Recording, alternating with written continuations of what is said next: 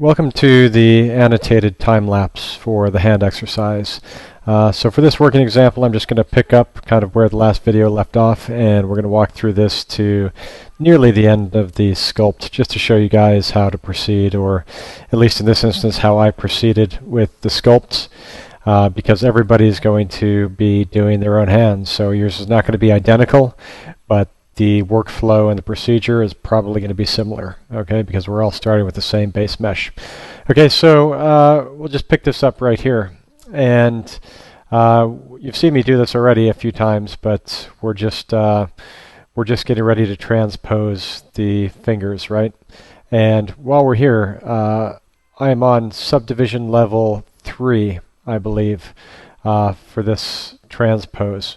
And this gives me just enough polygons to get a good sharp kind of bend.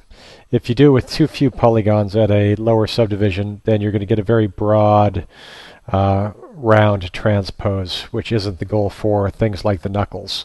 So I try to keep the mask a little bit tight. And again, kind of to reiterate what I covered in the other videos, it's very important to have your view axis aligned to kind of the side of the fingers. Otherwise you can get a serious kind of deviation in your digits.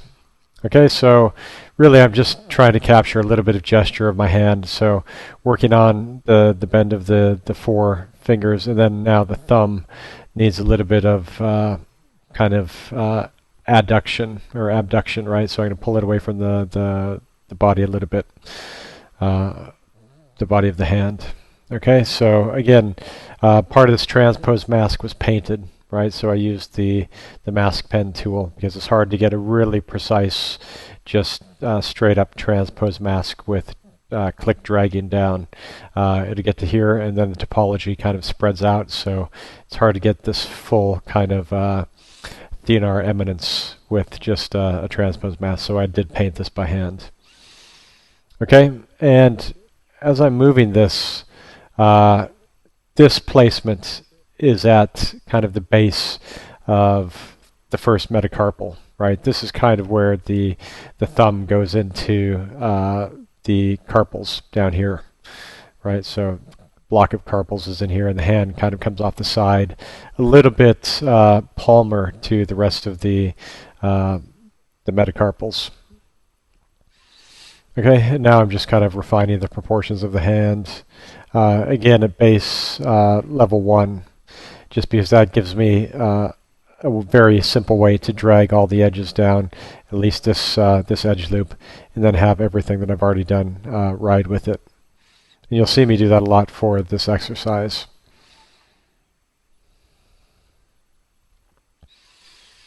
Okay, just going to represent the knuckles and try to get a little bit of the shape into the last digit.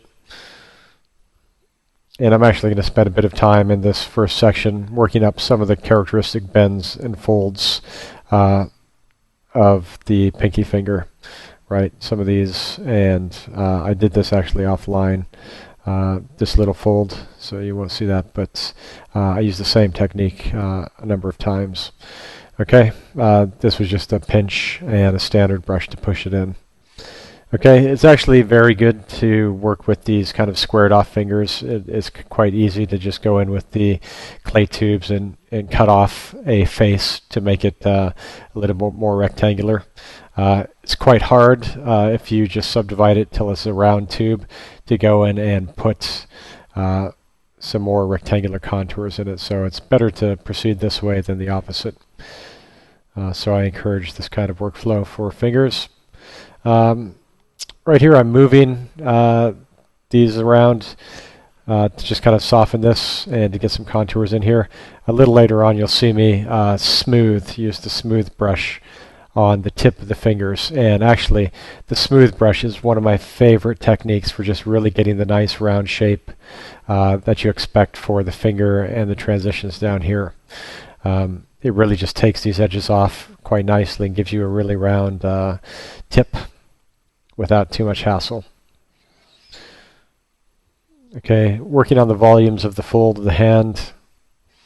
This is going to be really kind of interesting, depending what kind of pose you do, how these, essentially this band of padding that goes over the knuckles in the palm is very elastic, and it really reacts strongly to digits being pulled down or digit being extended. And you just look for yourselves right now on digits being pulled down, say one of your middle digits, say the fourth or even the third, and just look at how the contour of this just adapts to the push of the finger into this kind of, think of it as a little piece of elastic.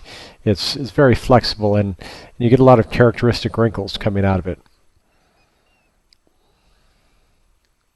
Okay, really just refining at level 2. And here's smooth brush. You see smooth brush just kind of taking these planes out, these hard edges,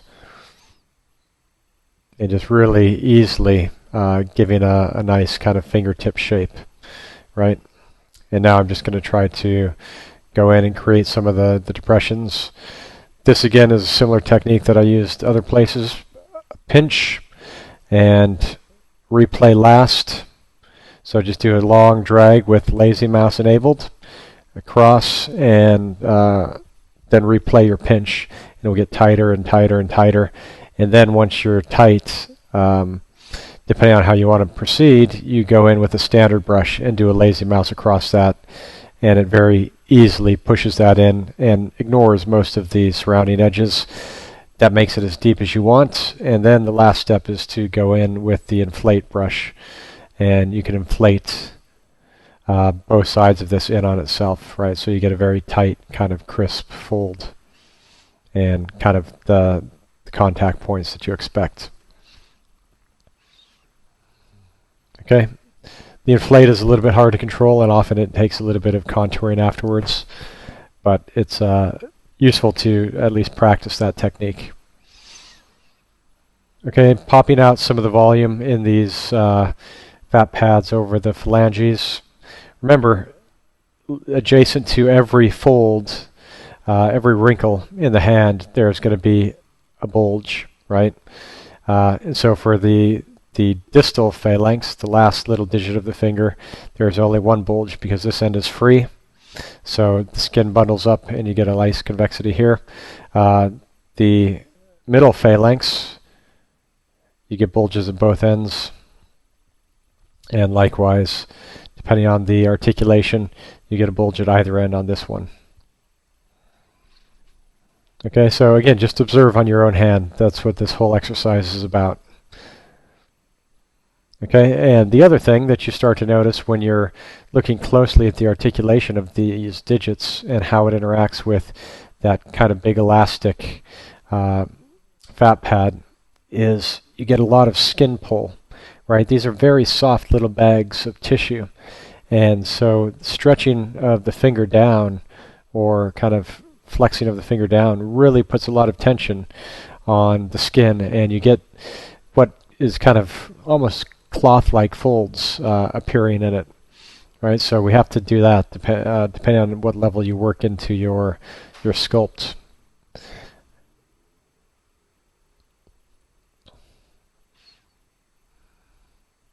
Okay, a little more refinement through the pinky.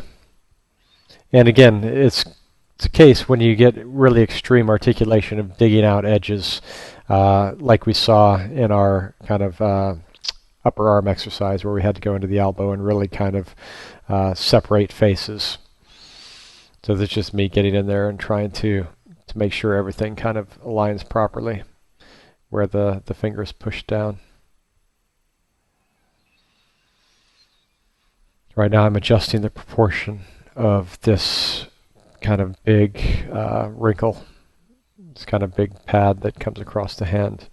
Right, so I'm doing it at level 2, and I'm just doing a big move down, and then stepping up, everything rides with it.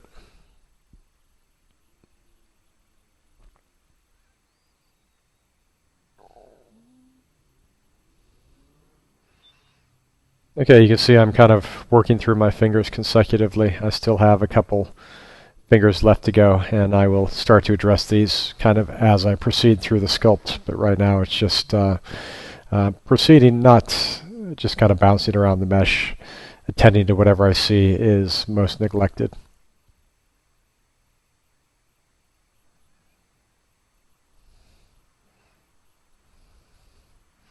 Other things that I'm just noticing as I walk through this time lapse is, and these are things I'll address later, is as you start, it's like always, like with every sculpt we do, as you start to refine your forms and get them closer to their targets, you get a better sense often of a proportion being out of whack or kind of not quite correct, because you see all the pieces of the puzzle starting to fall into place, and then you see this one piece that is misshapen or too big. Then it's quite easy to spot, like this finger is quite a bit too long right now, and so at some point I'll have to go in and shorten that. Likewise, this distance, these ratios that we talk about, this being half and then this being half, this little digit here is quite a bit too long right now. So this will have to be tweaked in a minute. Right, so it's a continuous push and pull of proportions on the fingers, especially when you bend them. It's not going to conserve the volumes perfectly, or the lengths perfectly, that is. Okay, you can see me, and you'll see me just go into transpose quite a bit to do this. I'm actually putting a little bit of rotation in back from the wrist.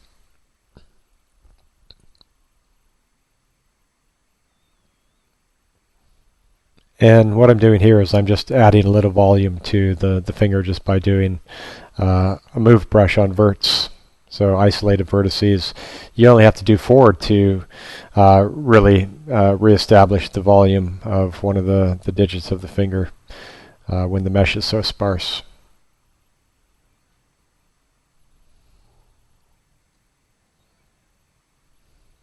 Okay, a little more tip. And again, as with every transpose instance that you do, you really want to be careful about the placement of your base rotation point. This end doesn't matter, but when you get your alignment, you have to really think, where does the wrist bend back? And sometimes it's a bit of trial and error. You know, bend it up here, and if you get something that's totally broken and this bulging out and this going in, you know that your placement is incorrect and that you have to just kind of retry or remask. And sometimes it's an iterative process, so don't be afraid to fail, undo, and go retry, because you'll know when you hit the sweet spot with the right rotation point.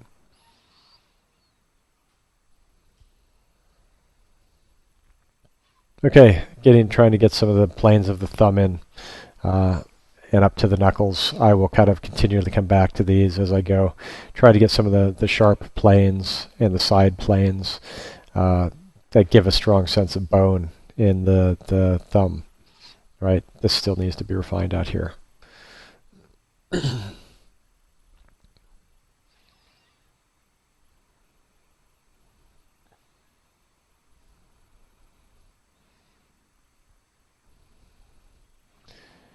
And onward and onward.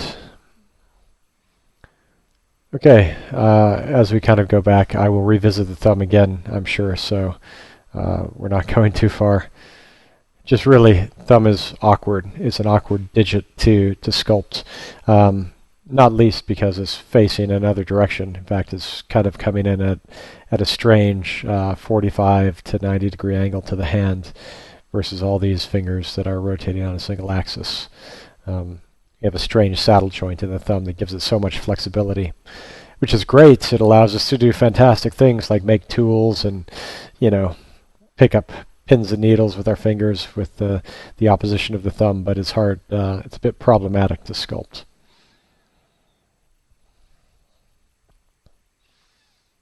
Okay, just locking in that quick pull of skin up the side. Trying to get the line of my fold going the direction that I observe on my own hand.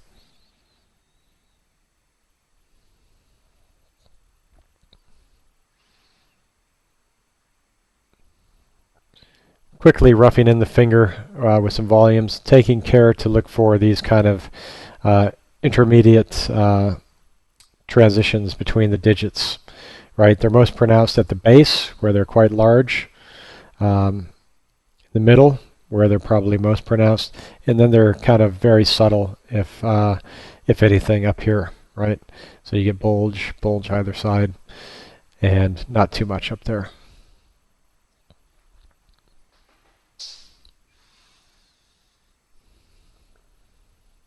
Okay, remember about half of the last digit is fingernail. I haven't gone into totally detail the fingernails yet. We'll leave that to the detailing pass at the very, very end.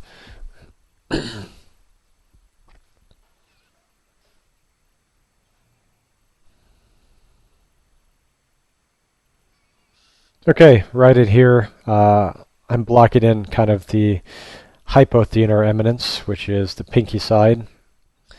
And all of this has a really nice gesture to it, including kind of when you do this with your pinky, you get a nice little plane change in here of the palmaris brevis actually contracting and pulling the skin in. It's a strange little muscle that sits out here that makes that line. Right? Remember we had palmaris longus coming down here into the palm from the medial epicondyle. Palmaris brevis sits in here. And it's that thing that gives you the little funny dimple on the side of your, the pinky side of your hand. So I'm blocking that in, as well as the flexors of the pinky. And then I'm going to hit the pisiform, which is this little accessory carpal bone that sits right down at the base and is the insertion for the flexor carpi ulnaris, right?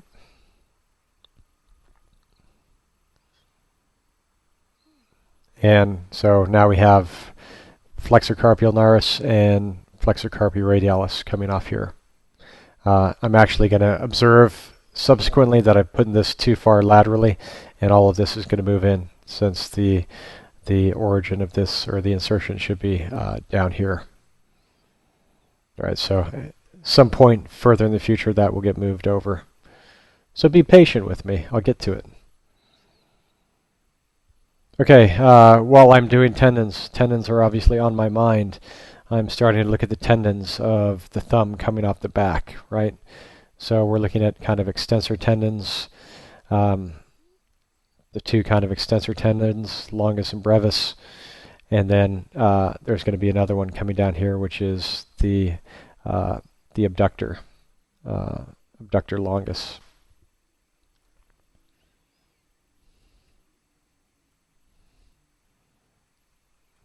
Okay, so I'm just using my lazy mouse, and I'm kind of over modeling him to start with, and we'll intend to take him back. Also with the wrist popped back, I have a little bit buildup of skin that's changing the planes from here to here, and so I've kind of just roughed that in. Also put in the head of the ulna down here.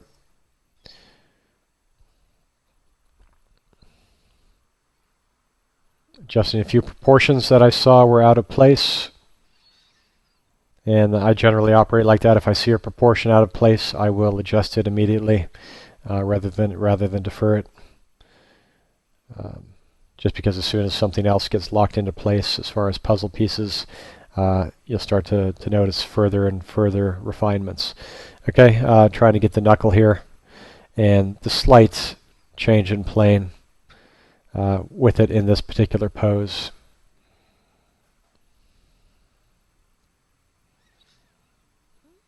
Okay, we have the thumb muscles coming back in here. This little mass of the extensor and the abductor.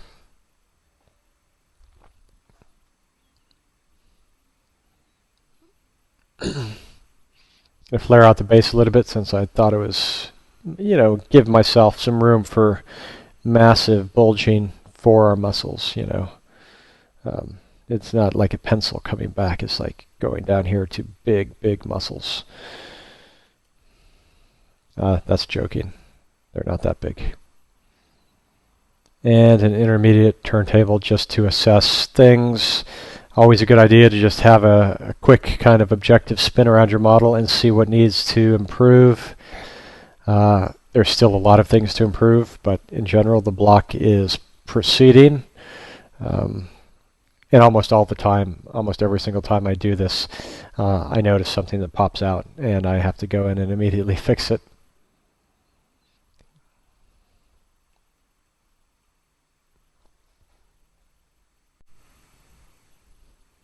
Okay, so just quickly, just toying with the idea of getting the skin folds in here. Again, to do a quality job on that, it takes a bit of time, so that's deferred until the end and not covered in this time lapse. Okay, now blocking in this really important muscle, which is the first dorsal interosseous muscle. Remember, it comes down and originates from kind of this little latch in here at the base of the side of this first metacarpal, and it actually inserts into the first finger, the base of the first finger, and it pulls the first finger to the side, right? So you just have to be aware of kind of how much space there is between your first and your second metacarpal, depending on what the thumb's doing, and then also observe what the first finger is doing to really see and assess how much this is going to bulge. And then they call this the anatomical snuff box, this separation between the extensor muscles of the thumb. And sitting down in the base of this pit is the head of the radius coming in right here. Right, so depending on how it's articulated, you might have bone down here, and then this would be just kind of a concavity with the first metacarpal kind of going up underneath it.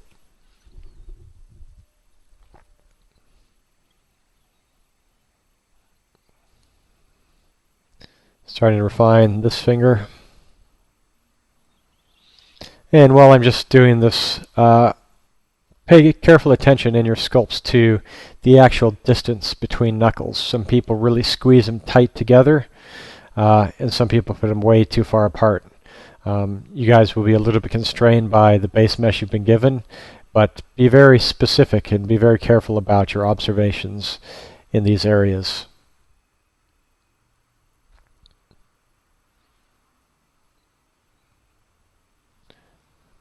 More tweaks,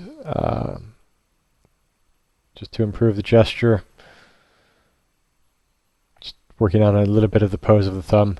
And I think what happened is, as I continued to hold this pose with my right hand, sculpting it, I think I got more dynamic as the session went on. So I had to tweak things to match and make it look a little better, hopefully. Okay, look at the mass right here, right? We have to be really careful about the edge of this mass coming down, and it finishes, you can feel it for yourself, almost right where these tendons come down, right? So you have a nice little alignment of anatomy.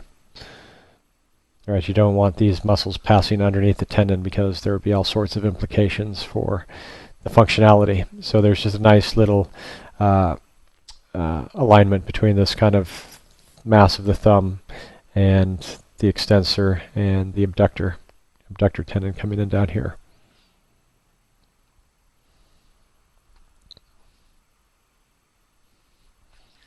While I'm on this part of the thumb, this is kind of hard to appreciate what is actually making this space, and it comes back to what I've said in previous parts of the lecture. The big thing about hands and fingers is appreciating what is hard and bony and what areas are soft, right? All this is pretty hard. In fact, there's a little bone spur that comes out on these distal phalanxes, and you can feel it for yourself, like coming off the knuckle. Going down here is bone, and you would think that that was a nice soft side pad, but it actually is a big flare of bone, and then the soft tissue sits underneath, and the little pad kind of comes off the side of it. So you really want to investigate closely and treat them slightly differently, bone versus kind of skin and flesh, because you want to see harder transition in bone and plane changes, and you want to see really soft transitions in fleshy areas as a general kind of rule. Okay, I'm just breaking up the kind of my abductor and my flexors in here, and kind of just trying to give distinction to the different masses in this, right? And I talk about these in the anatomy review this week, so I won't go into too much details here. But just trying to get a little separation, and often you don't see any separation in life. But if you hit the pose just right, and the muscles are tensed, you can see things start to separate, or at least give very subtle plane changes. Right, so that it's easy to overdo it, but it's important to know that those transitions are there.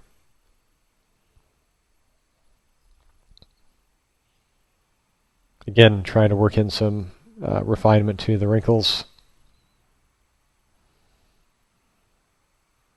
My goal is not to take this all the way to final sculpt.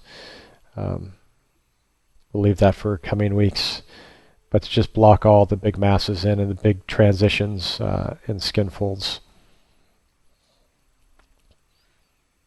Okay, this was a very small, subtle change here, but I'll just talk about it while we're here.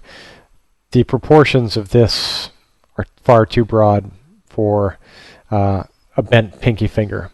Really, on a bent pinky finger, we're looking at something that's just really kind of round and popping out. Let me just erase the ink on this. Yeah, we're thinking about something like this.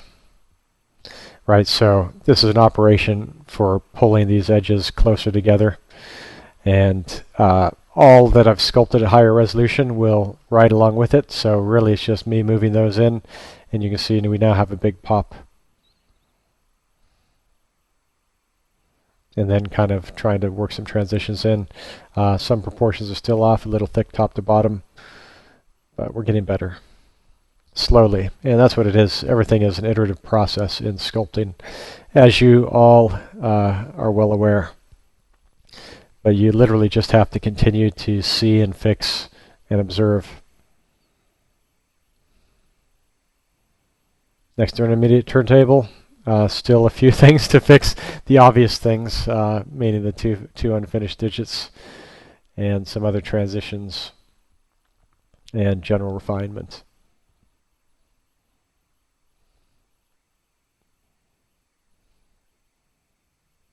So again, looking at the transitions here, you saw a little smooth brush on the end here.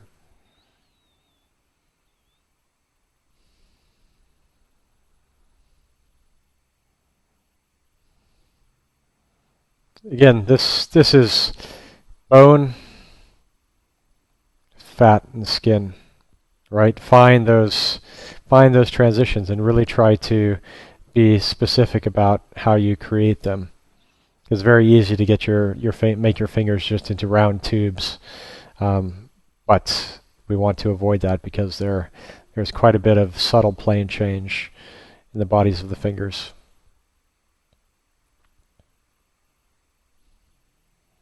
So massing up a big kind of bulge down here, and actually there's skin pull on this other side, so this skin pull is going to go tight, so this bulge is going to have to go flat. Then it's going to start to bulge out as it gets over to this side, which isn't pulled tight, right?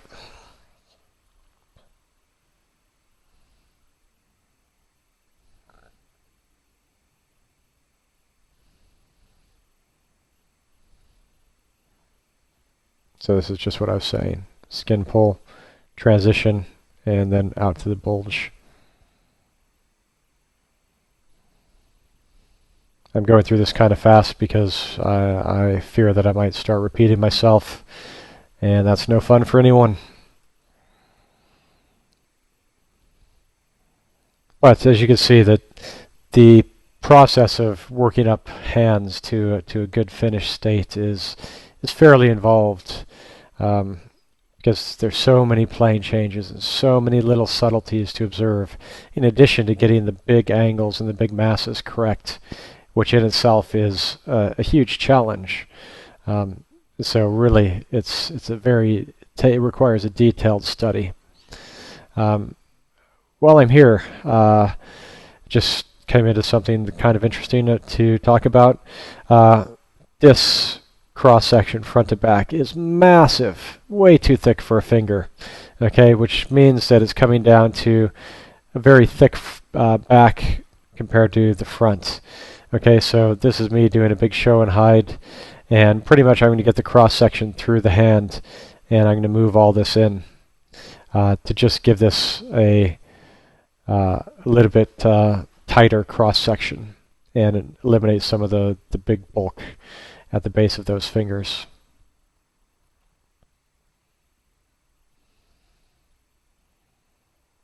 Have you seen this pattern emerge before? No, I'm not repeating myself. I've 4 fingers to go through and 1 thumb, so you're going to have to bear with me. You're going to have to see it a couple times.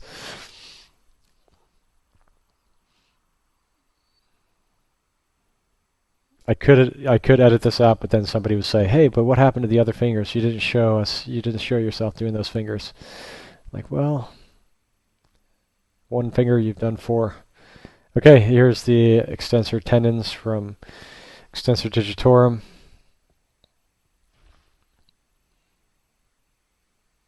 And literally, I just kind of graphically blocked those in.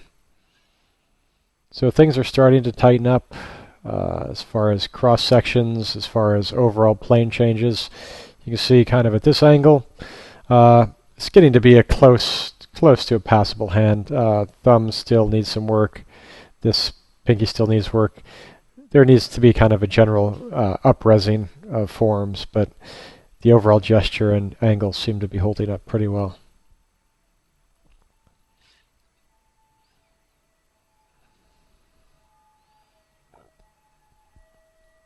Trying to look at the transition in planes in here. You know, what happens between the extensor tendons, and obviously the extensor tendons ride on their individual metacarpals, right? So looking at the transition in plane between the metacarpals, and then we're going to have more transitions between individual metacarpals going down to the 4th and the 5th out here, which we know are actually articulated at the base, right? We bent these a little bit earlier, right? So we rotated these. So the plane changes are going to be considerably different in here, something we have to attend to.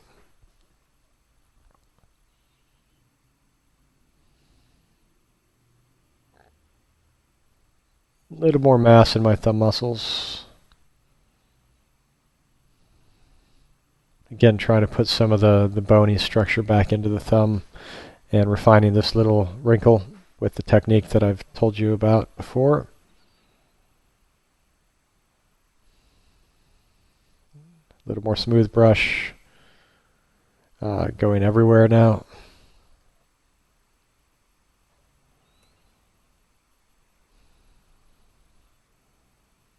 Again, this is kind of the types of subtlety that we're talking about, right? So a little bit of push, a little bit of bend in this knuckle, and a little bit of bend in this knuckle. Bulges this up a little bit from this end, bulges this up a little bit from this end, and observing my finger, there's a little bit of a plane change in here between those two. Right, those are the kind of subtleties that we want to be able to observe and get into and make appear naturalistic. Right, we don't want to over model them, but we need to sit them.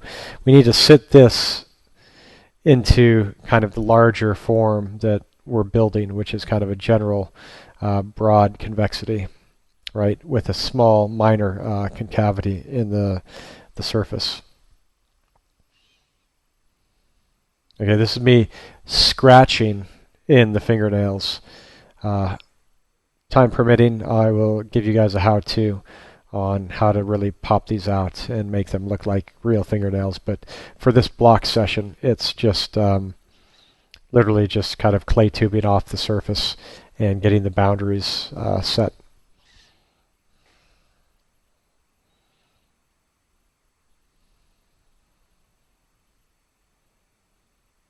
So just looking to see if there is anything particularly outstanding that absolutely horrifies me. And if nothing horrifies me, I'll just continue with the things that I kind of see as minor things to complete.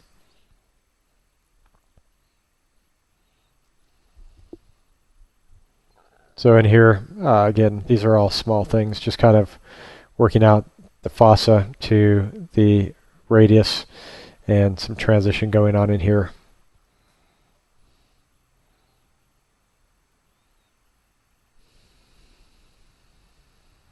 Looking at how much skin is sitting in between the metacarpals and the end of the ulna here.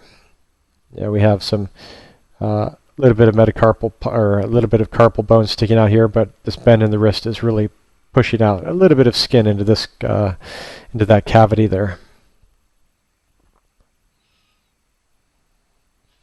Right here, I'm just kind of doing a little stylization, a little bit of schematic layout of that small plane change from the palmaris brevis.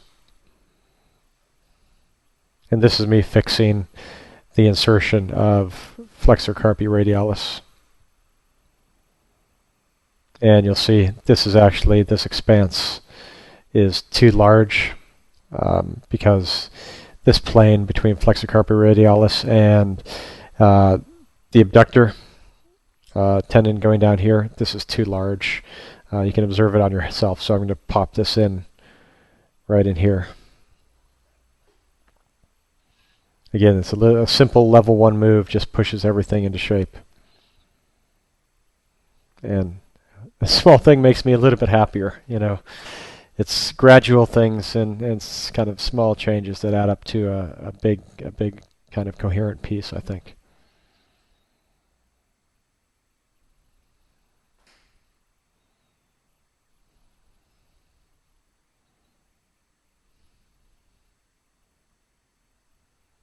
Literally, these are just trying to observe the general shape of this. It's not just flat. Some people is flat, some people has a little bow to it. There's actually kind of some people have big kind of fatty buildups on the back of their fingers as well. And so it takes kind of some individual observation. And really, if you want to, you just hold a strong light up to your hand or rotate your hand in front of a strong light. And so there's a good kind of transition line between light and dark, and you can really just see the planes, even these subtle planes, roll in and out as you move your hand in light. And so it's a good way to do, and we have every advantage really working on our hands. You guys will see that when you have your own 3D model sitting right in front of you, it's a really easy way to study.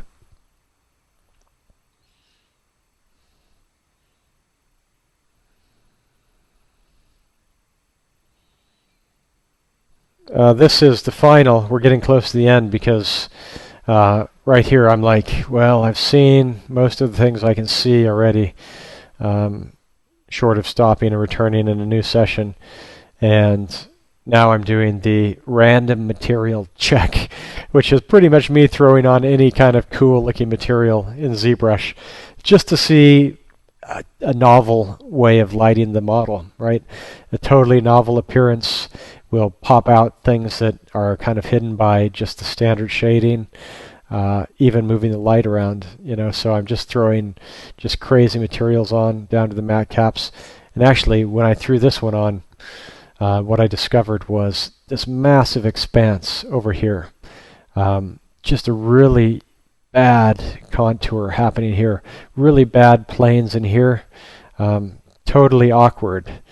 And so I have to fix that. Like you can see it now in this view. And so the next little bit is just me really observing that and popping it in.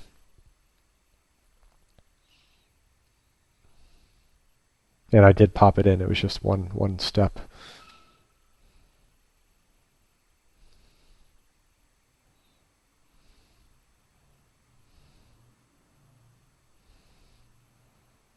And again, we're getting close to the end of this little session. And again, I'm just revisiting things that I've put in already, and I'm just looking at them closer and closer to just see. This is like my last turntable before I really decide. Okay, we're gonna shelf this until we're ready to go in for a detail pass. But in that last turntable, what I noticed between the turntable rotating in my hand, in this particular pose, the metacarpal of the fifth finger really pulls in towards, almost rotates around the fourth metacarpal as it really flexes forward. And so this is me kind of transposing this to essentially move it this way a little bit, and then work all the skin folds in.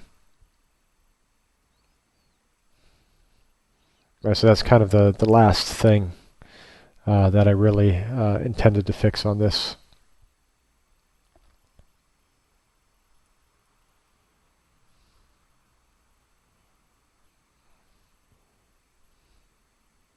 Okay, and we're almost to the end for now.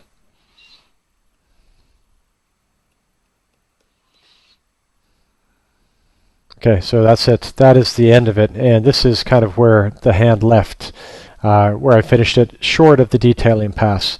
And the detailing pass is really to get in here and to go in and tweak and really start to look at the very, very fine, interesting details that happen in all these areas of the skin folds. Assuming most of the planes are correct, to just go in and refine these super soft areas where skin is buckling, and then also to detail things like the knuckle, or not the knuckles, but the fingernails. Okay, so that's kind of the stage beyond where this exercise has finished. Certainly, time permitting, you're welcome to go there. I won't cover that in this one, but it is just fine, minute observation and getting in there and detailing it. But I encourage you, before you even consider doing that, to really make sure that you have all your big forms in place, right? Because I'm emphasizing it because I've seen it in the last couple of weeks that people jump on a small detail, like maybe this, and just really carve it in there. And it doesn't look perfect because all the associated larger planes aren't set up correctly. Okay, so when you're doing this, work on the big shapes first and then refine into the small shapes. Fix big proportions as you see them, and iterate and iterate and iterate until you're pretty comfortable with your overall results. Okay, good luck with this. I'm really anxious to see what you guys do, given that everybody's going to be doing something different, different poses with different hands, and it'll be great. Thanks and good luck.